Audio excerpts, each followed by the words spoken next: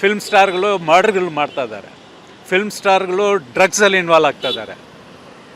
Okay, ಆ ಡ್ರಗ್ಸಲ್ಲಿ ಮತ್ತು ಅವ್ರು ಮರ್ಡರ್ ಮಾಡಿ ಜೈಲ್ಗೆ ಹೋದ್ಮೇಲೆನೂ ಅವ್ರಿಗೆ ಅಲ್ಲಿ ಎಷ್ಟು ಅನುಕೂಲ ಸಿಕ್ಕಿದೆ ಅಂತ ನಿಮ್ಮ ಮೀಡಿಯಾ ಅವ್ರಿಗೆ ಗೊತ್ತಿದೆ. ಯಾವ ಥರ ನಮ್ಮ ಹೀರೋಗಳು ಮರ್ಡರ್ ಮಾಡಿಬಿಟ್ಟು ಒಳಗಡೆ ಹೋದರೆ ಅವ್ರಿಗೆ ನ್ಯೂಸ್ ಪೇಪರು, ಅವ್ರಿಗೆ ಮೊಬೈಲ್, ಅವ್ರಿಗೆ ಸಿಗರೇಟು ಎಲ್ಲ ನಿಮಗೆ ತಿಳುವಳಿಕೆ ಇದೆ ಅಂತ ಕಾಣಿಸ್ತದೆ. ಓಕೆ, ಸೊ ಇದನ್ನೆಲ್ಲ ಅವ್ರು ಇಟ್ಕೊಂಡು ಆ ನೆಟ್ ಬೋಲ್ಟ್ನ ಸರಿ ಮಾಡಬೇಕು. ಇನ್ನು ಮುಂದೆ ಹೀರೋ ಆಗಿಬಿಟ್ರೆ ಅವನೇನು ದೊಡ್ಡ ಸಿಟಿಸನ್ ಅಲ್ಲ, ಅವನು ಏನು ವೈಲೇಷನ್ ಮಾಡೋಂಗಿಲ್ಲ ಅಲ್ವಾ. ನಮ್ಮ ರೂಲ್ಸ್ ಆ್ಯಂಡ್ ರೆಗ್ಯುಲೇಷನ್ ಏನು ನಮ್ಮ ಕಾನ್ಸ್ಟಿಟ್ಯೂಷನಲ್ಲಿದೆಯೋ ಅದನ್ನು ನಾವು ರೆಸ್ಪೆಕ್ಟ್ ಮಾಡಬೇಕು. ಒಬ್ಬನಿಗೆ ಜೈಲಾದರೆ ಆ ಹೀರೋ ಅಂದ್ಬಿಟ್ಟು ಅವನಿಗೆ ಜೈಲಿಗೆ ಹೋಗುವಾಗಲೇ ಅಲ್ಲಿ ಸೆಕ್ಯೂರಿಟಿ ನಮಸ್ಕಾರ ಹೊಡೆಯೋದು. He is a criminal.